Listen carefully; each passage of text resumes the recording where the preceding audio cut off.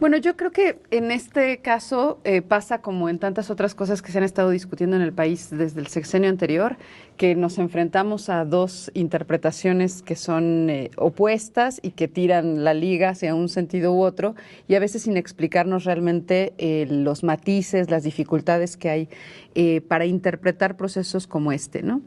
Y creo que evidentemente ni podríamos medirlo en términos de un fracaso ni de un éxito rotundo por distintas razones.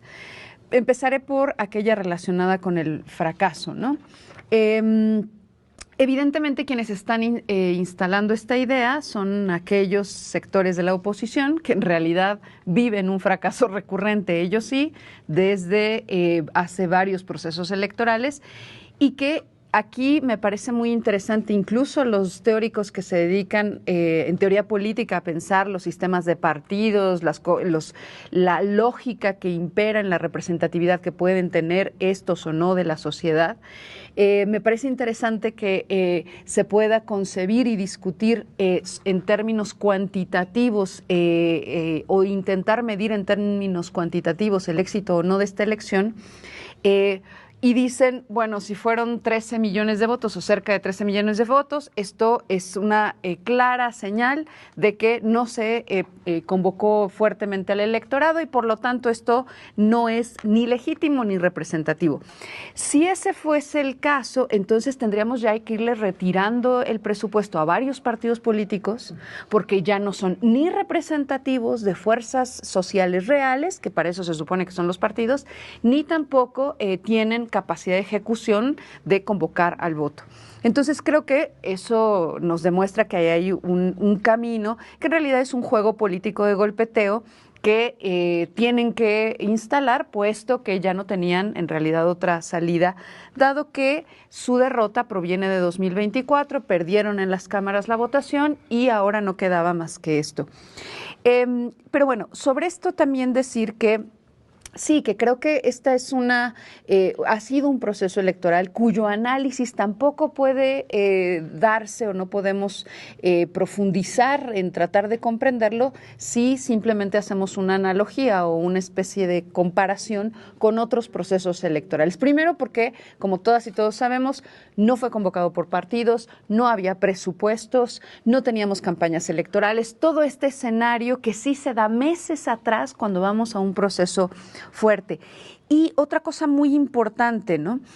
Me parece que también hay un sector de el voto que sí salió en 2024 a refrendar el deseo de que siguiera el proyecto de la 4T, que en esta ocasión no veía una contienda en la que realmente peligrara el futuro del asunto. Es decir, que hubo gente que dice, bueno, no voté, ¿no? Pero no pasaba nada, porque ya todos sabemos que los que iban a ganar eran aquellos que estaban contendiendo desde las filas que se sintieron convocadas desde el propio obradorismo o desde los sectores que decidieron entrarle al proceso, que coinciden con la necesidad de que esto se diera así. Entonces, ese otro voto oculto, como les gustaba llamarlo en el 24, creo que también existió y que no veía amenazado el proceso como cuando ves a dos, como en el 24, que veíamos el antagonismo abierto y había que salir a pelear.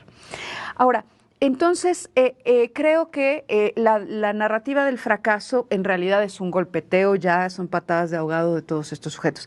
Pero del otro lado, la triunfalista, ¿no? La que dice esto fue un éxito, vamos increíblemente bien, todo el mundo salió a votar con sus acordeones hechos en casa. Cuando creo que tampoco hay que ocultar el hecho de que sí hubo líneas políticas que bajaron desde el partido, que se operaron y que entonces tampoco podemos hablar de un triunfo popular así en absoluto o como un ejercicio sin mediación cuando sí hubo mediaciones. Y bueno, yo también creo, hay que decir, los partidos son mediaciones sociales para la constitución del juego político de los estados, para eso funcionan, para eso sirven, se supone que para eso los tenemos. Pero el problema aquí es que en este tipo de elección se suponía que la intención era fortalecer el voto ciudadano, no aquel otro tipo de voto que sí se puede movilizar por la lógica partidista. Y creo que ¿cuánto tendré? ¿5? ¿7? 7. Todavía me quedan unos de estos. No, pero me lo traigo también porque a la mera hora sí los voy a usar.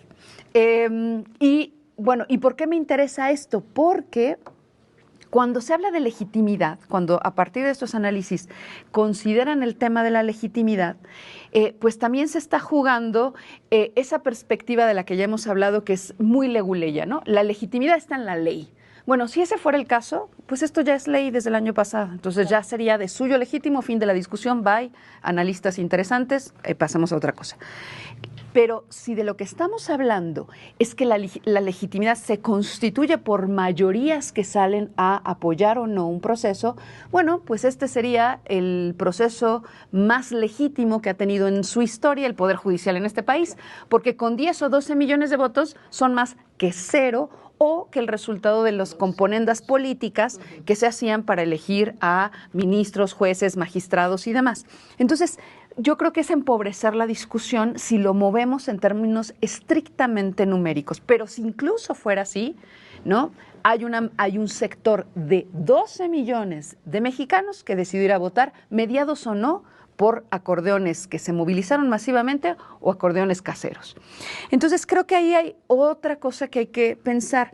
Me parece que entonces el problema de la legitimidad, como suele decirse, tiene que ver con la aceptación de un poder, ¿no? Y aquí lo que se está construyendo también es que la ciudadanía en este país está aceptando nuevas reglas del juego con el Poder Judicial. Pero eso pasa sobre una cultura política preexistente, no sucede sobre la nada. Y esa cultura política preexistente y ese contexto sobre el que en términos fácticos da ocasión está mediada ciertamente por los gobernadores que movilizan voto, el partido que se mueve hacia algún lugar, o también por la posibilidad de que incluso en su momento el crimen organizado interfiera o no, o también las organizaciones más apegadas a la lucha de los derechos humanos. Es decir, ese es el contexto realmente existente, ¿no? Y bueno, lo dejo ahí, pero creo que esa es parte de la discusión que se está perdiendo cuando lo llevan a estos dos polos. Muy bueno, porque luego sí se hacen